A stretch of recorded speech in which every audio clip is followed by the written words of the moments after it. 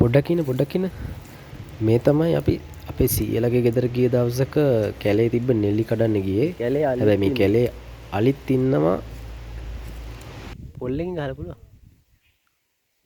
ඔලු වලින් ගහලා තමයි අපි නෙල්ලි කඩා ගත්තේ. මොකද උසයිනේ ගහ. අපිට කේක් එකක් හොයාගන්න කොහෙවත් මේ වෙලාවේ බෑ. ඔන්න තාත්තා නම් වැඩේට රෙඩි. පොල්ලකුත් හොයාගත්තා. අපි බලමු නෙල්ලි කඩා ගන්න පුළුවන්ද කියලා.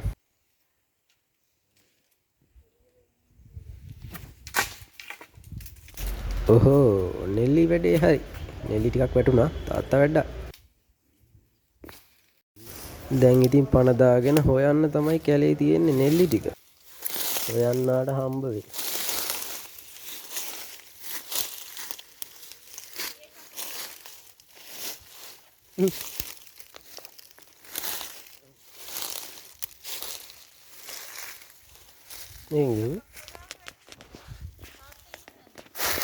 මේක හරියන්නේ නැහැ. මං ටිකක් එකතු කරලා මාලට පෙන්නන්නම්කෝ නැත්තම් මේකට ලොකු වෙලාවක් යනවා.